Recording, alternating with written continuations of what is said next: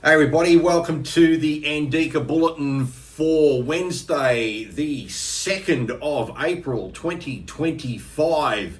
And guess what tomorrow will be? That's right, it's going to be Liberation Day in the United States. Yes, this is the event the whole world is waiting for because Trump's going to unleash the gates of hell against everyone. Now, for those of us who have no idea what Liberation Day is, it's set for April 2, 2025. So that's April 2 in the United States tomorrow. And as President Trump's term for unveiling a major economic policy shift focused on reciprocal tariffs to address global trade imbalances. It's framed as a move to reclaim US wealth and strengthen domestic industries with specific measures like 25% tariffs on imported vehicles and parts, etc., aiming to counter foreign trade barriers and boost American economic independence. And you can see there is like a ton of information about this. This is just on the Zero Hedge website that I like to go to. I'm not going to spend any time going through it, but look at all this. This is what we're talking about prior to the announcement. So a lot of stuff going on. This is what's got everybody in a little bit of a, what are we going to do? What are we going to do?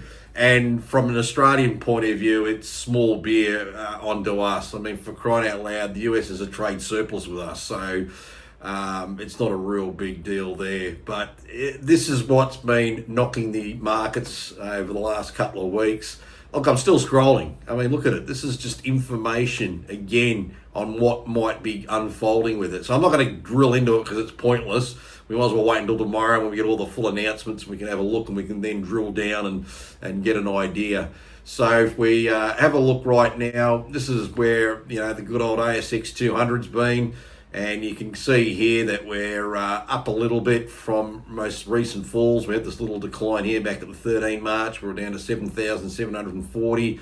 We're well off our highs. You can see up here, we're nearly at, 8,559 points back on the 14th of Feb. So in terms of our market, we've had a sizable correction going from that point there down to this point here. Yeah, our market's lost like nearly 9.5%. So it's a bit of a whack.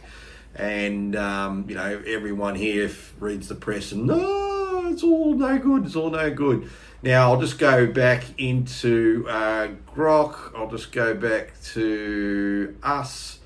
And let me just zoom this down so it's just a little bit easier to have a look. And we'll go to our profile. And I've just got some additional data I just want to share. And here it is here. I'll just zoom this one up as well, just so we can see it. These are just some stats. Maybe I can make that a little bit bigger. I should have presented this yesterday, but I had nothing really much going on with market-wise, so I didn't bother wasting people's time with the video. But in case you've been wondering, what's our performance been over the last 3 months, basically from the 2nd of January, obviously because markets they trade on January 1 till the 31st of March. So the ASX 200, its performance was down overall 4.66%. The Dow Jones performance was down 6.23%. S&P 500 was down 5.46%. The Nasdaq, being the big technology-laden US indice, was down 10.86%. Bitcoin was actually down 12.94%. And believe it or not, gold, that's right, gold, this stuff here, gold, the relic, was up 20.24%. So there you go. Just goes to show how things that just chug along can actually perform really, really well.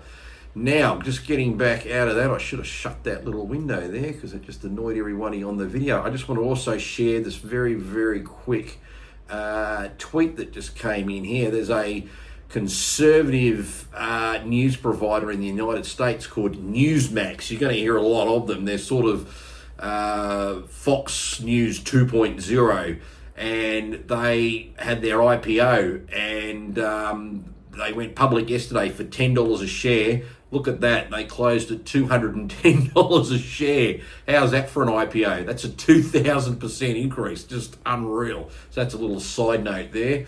Back over to Bitcoin. Just at the moment, it's $84,817 US a coin, and you can see it's also come off from its highs, which in this case were around about the end of June, where our market sort of got to our highs around middle of Feb. But we're still off this low here that we had on the 10th of March. And the fact that we're around 84,227, that's up $2,500 odd or $2,300 right now. And this is ahead of, the Liberation Day announcement from Trump. So, we just got to wait and see what comes in and what gets baked into things. So I really, really think we're going a little bit overboard on a lot of stuff here. Just to give you some extra market data on things, just like where the Aussie dollar is and all that sort of stuff, we'll quickly go there. Right now, the Aussie dollar's at 62.79 cents. You can see we've been in this sort of slowly upward pattern since that bigger decline that we had from last year, where we were nearly 70 cents. There's our price of gold. As you can see, the chart is just unreal. Look at that. Looks like a plane taking off upwards and onwards. And there's Bitcoin here in Aussie dollar terms, just shy of $135,000. So, that's just giving you a quick summation of just where things are at around the place. Look, not much more really to dive into and talk about. Again, I don't like just talking for the sake of talking.